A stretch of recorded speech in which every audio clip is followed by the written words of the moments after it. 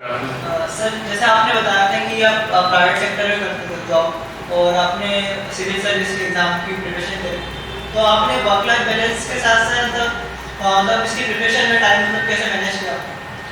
हाँ, ये प्रिपरेशन वही मैंने कहा कि जब स्पेशली जॉब के साथ में प्रिपरेशन स्ट्रेटजी थोड़ा सा और चैलेंजिंग हो जाता है, क्योंकि आपको अपना जॉब तो करना ही है साथ में, और साथ में आपको और टाइम भी निकालना है। तो मेनली जो मैंने किया कि क्योंकि मैं मॉर्निंग में होता है ना कि मैं मॉर्निंग में जल्दी नहीं जग पाता, तो स्पेशली मैं कोशिश करता था कि जो मेरे को लेट इवनिंग का जितना टाइम मिलता है after my working hours of my job, जितना भी 4 आवर्स 5 आवर्स मैं वो डेडिकेट करता था। तो क्योंकि हमारे पास उतना ही समय है, after job you only will get 4 to 5 hours barely, means after job. So वो आपको कैसे मैनेज करना है, वो आपको वही 4-5 घंटे में ही मैनेज करना है, क्योंकि अदरवाइज क्या होगा कि विद द जॉब जब जॉब कर रहे होंगे उसमें टाइम निकालना थोड़ा मुश्किल है, बट लेकिन फिर भी आप अगर कोशिश करेंगे तो आप बेयर मिनिमम टाइम निकाल सकते हैं, आराम से उसमें प्रिपरेशन कर सकते हैं। बिकॉज बहुत सारे लोग कर रहे हैं, सिर्फ मैंने नहीं अकेला कर रहा हूँ, मेरे साथ में कई और बैचमेट्स हैं जिन्होंने किया, तो आप आराम से कर सकते हो।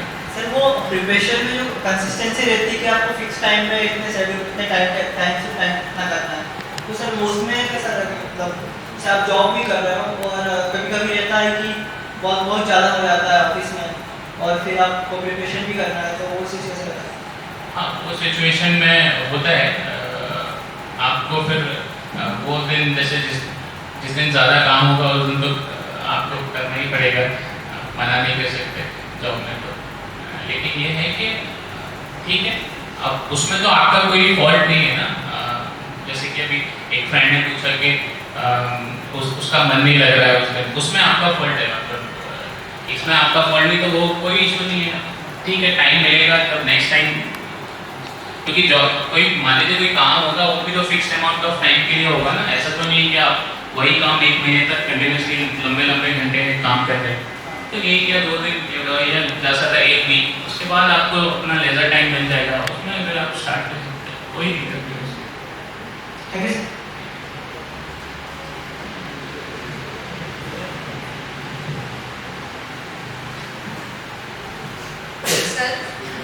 हम लोग सेम डेडिकेशन, मतलब ऐसा होता है किसी दिन अच्छे से पढ़ते हैं, फिर उसके बाद में हम लोग का माइंड सेट ही चेंज हो जाता है कि मतलब या तो कुछ भी मतलब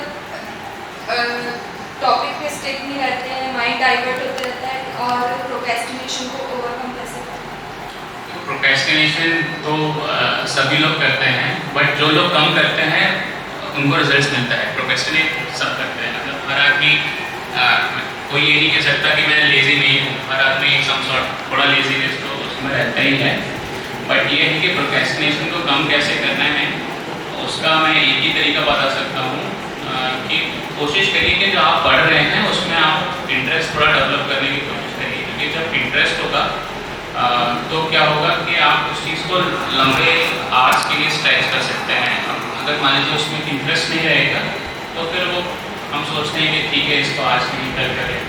तो कोशिश करिए कि आप जो पढ़ रहे हैं उसमें थोड़ा इंटरेस्ट डेवलप करने का, तो उससे क्या होगा कि आप जो प्रोक्रेस्टिनेट वाला जो प्रॉब्लम है वो नहीं होगा। हम ऐसा नहीं करेंगे कि नहीं ये चैप्टर आज नहीं पढ़ते हैं कल पढ़ लेंगे, क्योंकि जनरली हम ये तब करते हैं जब हमको उस चैप्टर में मज़ा नहीं आता। क्योंकि हम कॉमिक बुक जब मूवी देखते हैं तब तो प्रोक्रेस्टिनेट नहीं करते हैं कि 1 घंटे की देख ली, कल 1 घंटे बाद में देख लेंगे, क्योंकि उसमें इंटरेस्ट है ना। तो वैसे ही है, लाइक स्टडीज़ भी, अगर स्टडीज़ में इंटरेस्ट, वही मैं कह रहा हूँ, अगर स्टडीज़ में अगर आप इंटरेस्ट डेवलप करेंगे जो भी आप पढ़ रहे हैं, फिर आप बहुत कम प्रोक्रेस्टिनेट करेंगे। मैक्सिमम टाइम आप कोशिश करेंगे कि मैं पढ़ता ही रहूँ भाई, मेरा कम टाइम वेस्ट हो किसी और एक्टिविटीज़ में। कोशिश करिए कि थोड़ा इंटरेस्ट डेवलप हो, और धीरे धीरे सब वो फिर सॉर्ट आउट हो जाता है। सेम माइंडसेट के साथ कैसे सॉरी सर, माइंडसेट कैसा रखें कि सारे दिन पूरा दिन इफेक्टिव रहे हमारा?